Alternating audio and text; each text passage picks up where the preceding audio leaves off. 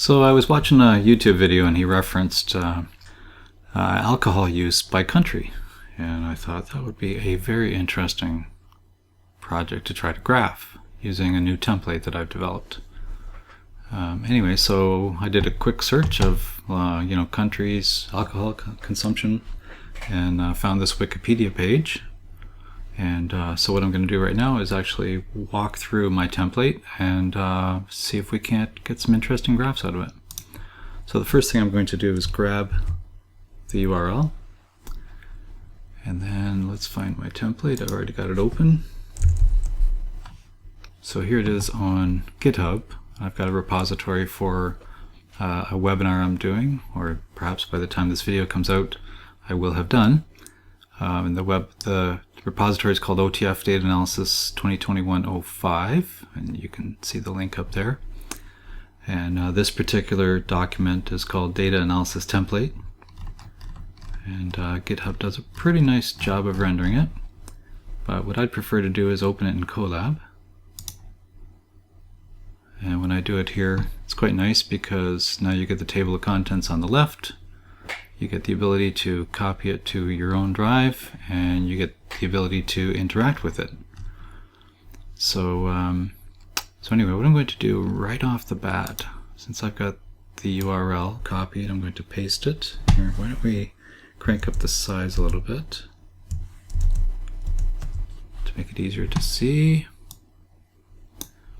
Okay, and I might as well use this to demonstrate how to use this template. What I'll do, I'm just going to grab the title and then change the title here. Oh, I have to copy the drive first, so let's go ahead and do that.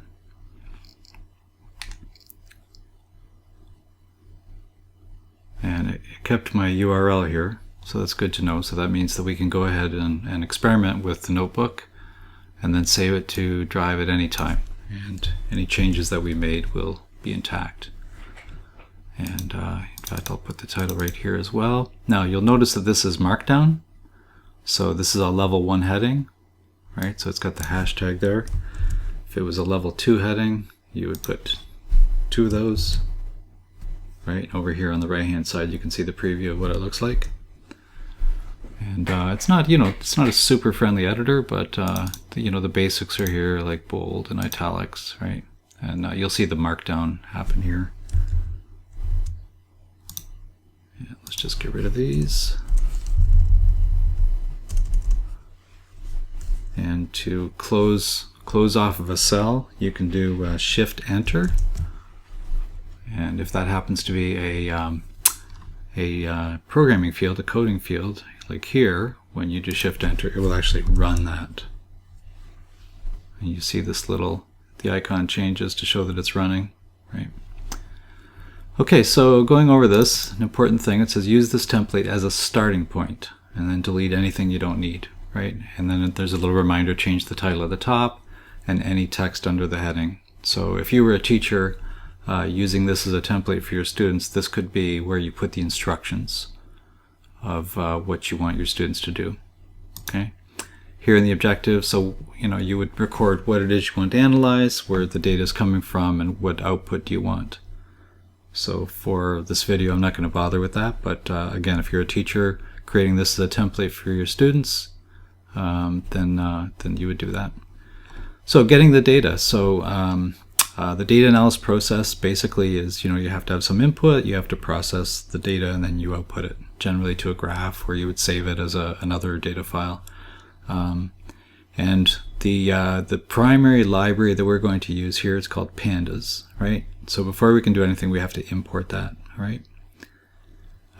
Second bullet here says you need to define the URL of the source file, so we've already done that. And then I've got 2 sections here for input. One is called from website, and one is from within the notebook, right? So in our case, we're not doing it from within the notebook, we're getting the data from a website. So this whole section here, I'm going to delete. Then what we want to do, so we've entered the URL, then it says use one of the following. Now in our case, we are getting a table from a web page, right? So all this other stuff I'm going to delete. So those are just other templates. So this is from a CSV file. This would be from a Google Sheet, which is very handy. This would be from an Excel file. Okay, so again, I'm just going to delete everything I don't need.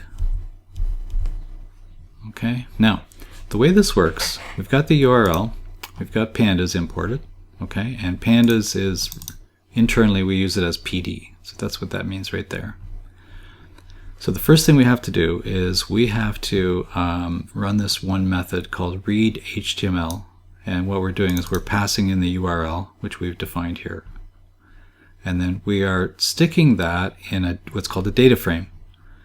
Now here I'm calling this DF, for short for data frame, list of tables, because when you use this read HTML method in pandas, what it does is it returns a list of all the tables. So if we look here, now it's not always obvious, but this obviously is a table.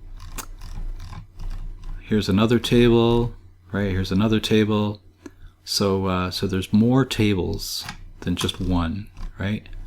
So let's just have a look here. Which one do I care about? So this has all the countries in liters per capita. So that might be kind of interesting. So we can maybe grab like the beer column or something. All right. Okay, so this is the column we want to get. So let's come back to here. Now what we have to do on the next line is we have to put in the table number. Okay, so this is actually an index number. So it's a little bit tricky. If it's the first table, it's going to be index 0 because everything is 0 based. All right, and that would extract the information from the second table in that list of tables, right? And it would put that into a data frame just called df. So you'll find df all over the place. df is pretty much the standard variable name used for data frames in situations like this. All right, and when we run that, then this statement here will just output the table. Now it's quite a large table, so it could extend downward quite far. Anyway, we don't know if it's going to be table number 2 or index number 2. So I'm going to start at the first one. So I'm going to put in 0 and let's just see what we get. Okay, now, okay, that's kind of interesting. We're getting all these NANs, which means not a number. And I'm not convinced that's what we want. So let's try the next one. And again, I'm just doing Shift-Enter to run that. Okay, no, that's not what I want. And that is what I want. Okay, so just looking at that quickly. Now, of course, there are a lot more lines than we see here. In fact, it tells us right here, there's 189 rows. So you'll see it gives us the first 5, and then it gives us this line here, just with, you know, dot, dot, dots going across it. And then the last 5. And it tells us there's 189 rows and 10 columns. So the first thing we would normally do at this stage is we would have a quick look at the data. So there are many methods that you can use. So here's one called df.head, or the head method, and what that gives us is the first few records. So if we run that, by default it gives us 5. If we want to look at less than that, we could do df.head2, gives us 2, and of course we could do like, you know, 10, whatever we want. Same for tail. You can probably guess that's going to give us the last few. Okay, and here I notice a number of NANs, so that stands for not a number. So depending on what we're trying to do, we may have to get rid of those, right? So let's just keep that in the back of our mind. Now this one's interesting. So this one gives us a sample. So it's not like, you know, sequential ones, like here 184, 185, 186, right? It's not sequential, it's just going to give us a random number. So in this case I've got 5. Okay, so yeah, it gives us 5, and of course I could just stick a 2 in there, it's going to give us 2, right? Or, this is interesting, we could do frac equals, so that's a fraction. So it told us that there were like 188 or so lines. So if I did 10% of that, it would give us about 18 or 19, right? So frac equals 0.1 for 10%. And let's see. Yep, sure enough, that's what we get, about 18 or 19 lines, right? We could do 0.05. And of course it would give us half of that. Yep. And again, it's just random lines. If you look at the keys here, right, the index keys, right, they're not contiguous, so they're just all over the place, just random data. So that's kind of handy just for looking through the data and see what you have without scrolling through the whole thing. Now this one here, df columns, this one is very interesting because it'll give us all the names of the columns. And you know, it might seem redundant because we've got all the names of the columns here, but sometimes you'll import a table that's much wider than the screen, so this is very handy. Now this one here, the data types, this is also very handy because we need to make sure that what it is we want to graph is a number. So if we're going to concentrate on this beer column, right, we want to make sure it's a number, and float 64 tells me that it's a floating point number, it's a real number, as opposed to an object. And sometimes when we import numbers from a table, it does come in as an object. So for instance, if any of the numbers, what column is it right here? If any of the numbers here had like an A behind it, right, to designate a footnote, then that would mess it up, and then it would be an object instead of a number. So we're fortunate here it's a number. And a statistical summary. So this is very interesting as well. Any columns that are numeric, where it can do some math on them, it will do that. So, you know, the count, it's 189, and you can see some of the columns. Beer, there's only 179, so some of the entries are obviously blank. Gives us the mean. Okay, so the mean beer, this is per capita, so I believe it was in liters. So on average, we have about 43 liters of beer per year across all those countries. Standard deviation, the minimum, so minimum is 0.6, the 25 percentile, 50 percentile, 75%, and the max. Actually, it's quite interesting that that's 100, so I wonder if it's all normalized to the maximum country. Could be. Okay, so if we want to look at just one column only, so let's say that we want to look at the beer column. So I'm just going to grab it, copy it, and then paste it in here. And it's very important you get this exact. Okay, and it gives us just that column. If we want to look at the unique values, so this might not be a good one to do. No. But if we had like provincial COVID data as an example, right, and it's got the data going all the way back to, you know, last February or March or April, whenever they started collecting data back in 2020, then, you know, there would be thousands of entries, right, and what we might want to do then is just look at the unique values, and looking at those unique values would give us just the provinces, right? So in this case, there's no point in even running this, right, so I'm just going to delete it. And then we've got a section for cleaning or fixing the data. So I'm not too worried about fixing the data right now, because what I'm going to do is I'm going to filter the data down just to what we want, right? So filtering the data. So this is the process.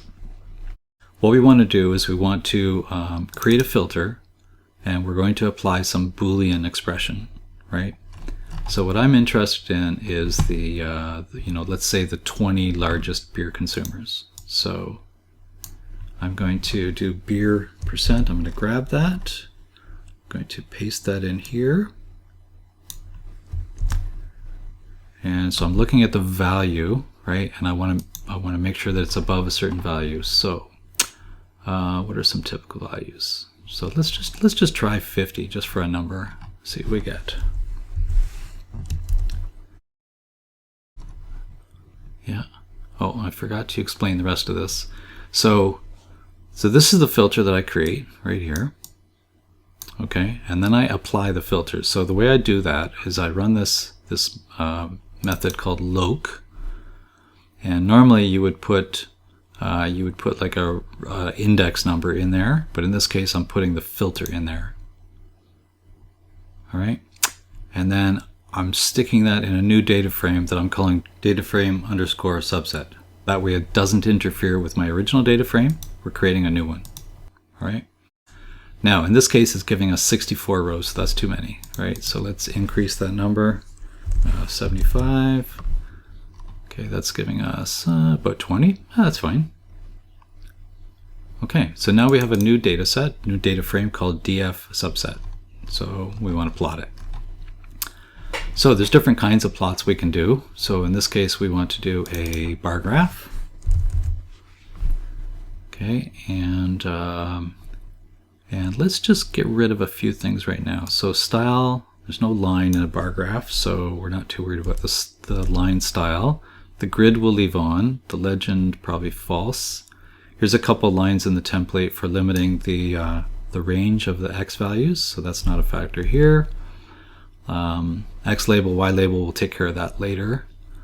So then it's asking us, okay, so what is it that we want to graph? Well, we want to graph the country.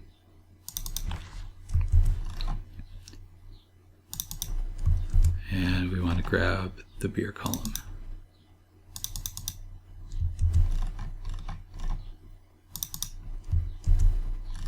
Okay, let's try that. Okay, we got an error. Key error, beer. Oh, it's got beer and then that backslash T. So that's a tab. Okay, so we might actually have something that we have to fix. Aha, that's why. Tab's right there. All right, let's run that again. Got it. Now, I don't like the way that these titles are. Although because we've got some long country names, let's do it. Let's change this to a horizontal bar chart. Okay, and of course this is no good, so let's change the rotation of the countries. And there we go, not bad. We've got the grid turned on. All right, so now we need to change some labels. So the X label, of course, has to be country.